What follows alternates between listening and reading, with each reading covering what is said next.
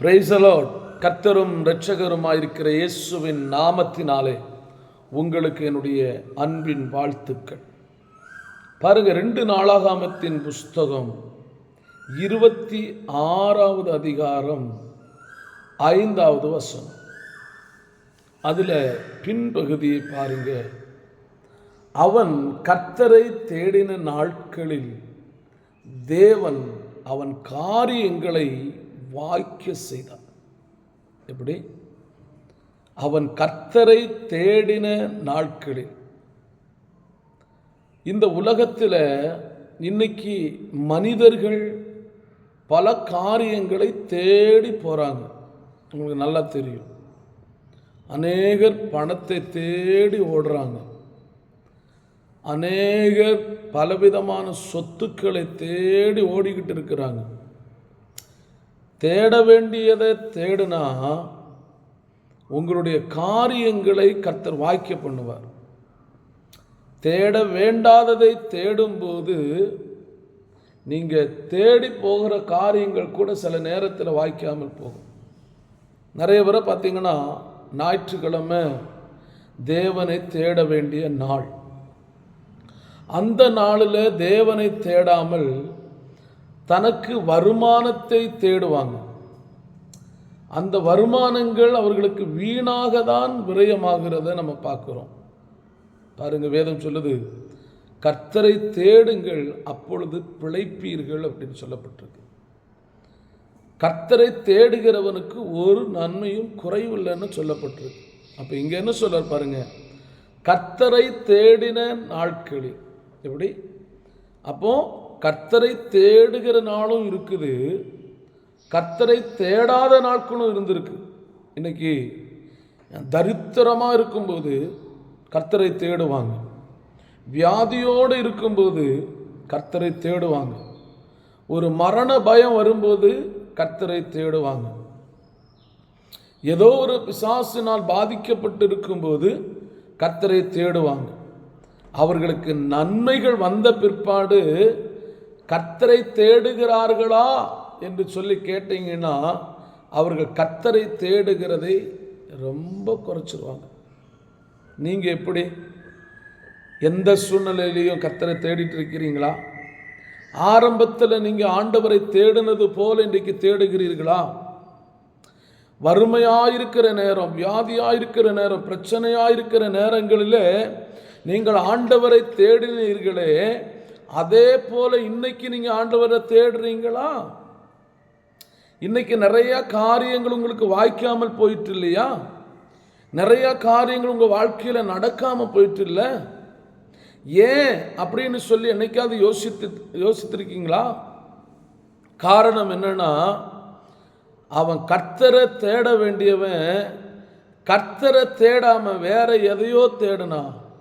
மந்திரவாதிகளை தேடுனா, சோசியக்காரர்களை தேடுனா, புயபலத்தை தேடுனா, உங்கள் காரியங்கள் வாய்க்காமல் போய்விடும். அப்போ நீங்கள் யாரை தேட வேண்டும் அப்படின்னா, ஆண்டவராகிய தேவனை தேடுங்க, கர்த்தரை தேடுங்க. உங்கள் காரியங்களை நிச்சயமாய் வாய்க்க பண்ணுவார். ஒருவேளை கொஞ்சம் லேட்டாக கிடைக்கிறது மாதிரி தெரியும். அவர் சகலத்தையும் அதனதன் காலத்தில் நேர்த்தியாய் செய்கிறார் என்று சொல்லப்பட்டிருக்கிறது. அப்போ சகலத்தையும் செய்ய வல்லவர், அதனதன் காலத்தில் நேர்த்தியாய் செய்வார். நம்ம தேடிக்கிட்டே இருப்போம். அவர் நமக்கு தர வேண்டிய நன்மைகளை நிச்சயமாய் தருவார். அருமை கர்த்தருடைய பிள்ளையே, அருமை வாலிப தம்பி, வாலிப தங்கச்சி, நீ கர்த்தரை தேட வேண்டிய நேரத்தில் வேற எதையோ ஒன்று தேடி பின்பற்றி போயிட்டு இருக்கிற, அதனால உன்னுடைய வாழ்க்கை சீரழிந்து விடும். அதனால உன்னுடைய வாழ்க்கை சீரழிந்து விடும். நீ கர்த்தரை தேட வேண்டிய நேரத்தில் கர்த்தரை தேடணும்னா உன் வாழ்க்கையை கர்த்தர் ஸ்திரப்படுத்துவார். அருமையான சகோதரனே, தேவனை தேட வேண்டிய நேரத்தில், தேவனுடைய ஆலயத்துக்கு வர வேண்டிய நேரத்தில், தேவனை துதிக்க வேண்டிய நேரத்தில், தேவனை ஆராதிக்க வேண்டிய நேரத்தில் தேவனை ஆராதிக்காமல் வேற எதையோ ஒன்றை தேடுகிறதுனால தான் உங்களுடைய வாழ்க்கையில் பல நஷ்டங்களை சந்தித்து கொண்டிருக்கிறீர்கள். நன்றாக புரிந்து கொள்ளுங்கள்.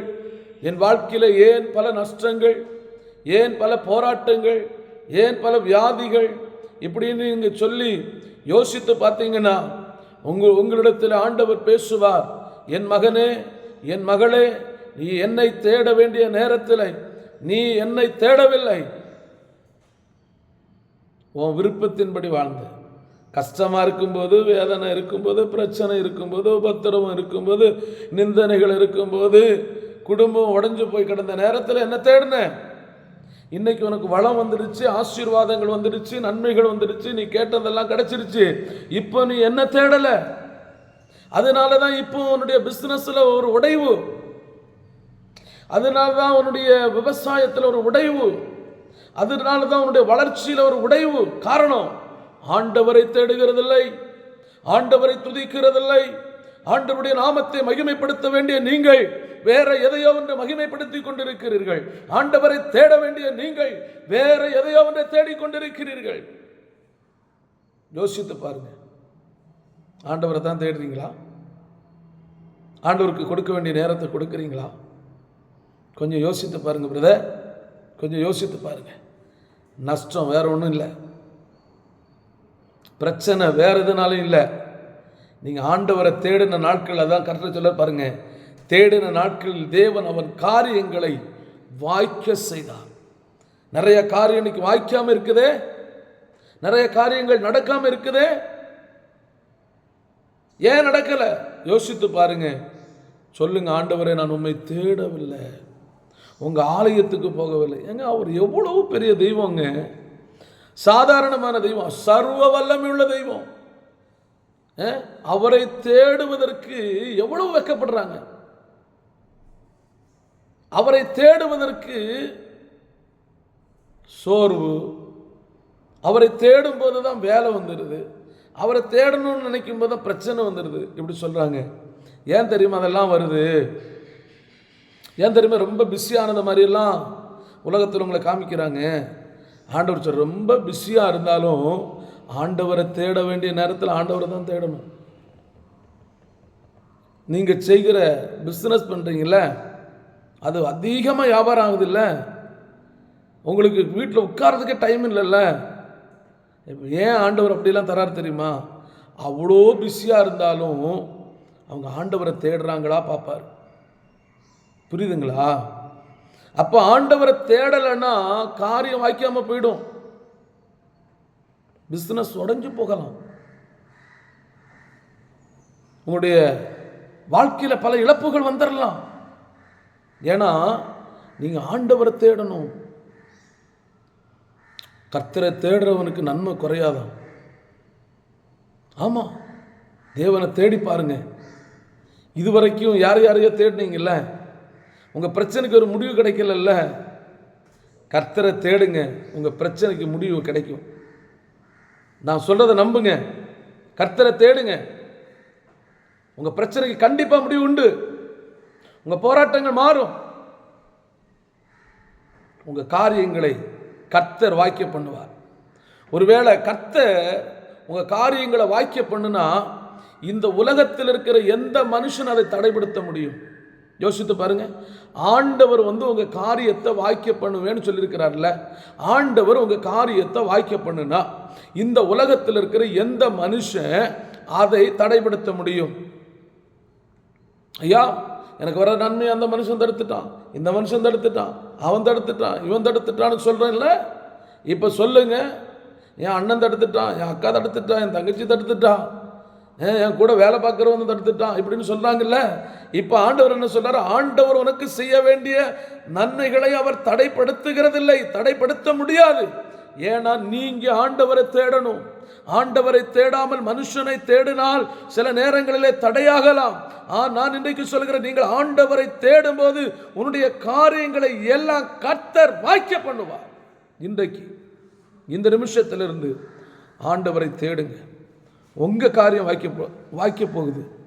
உங்க காரியங்களை கர்த்தர் வாய்க்க பண்ண போகிறார். ஆமா, பார்க்குற உங்களை தான் பார்த்து சொல்றேன், உங்க காரியங்கள் இத்தனை ஆண்டுகளாக வாய்க்காமல் இருந்த காரியம் நீங்கள் கர்த்தரை தேடுகிறதுனால கர்த்தர் அந்த காரியங்களை வாய்க்க பண்ண போகிறார்.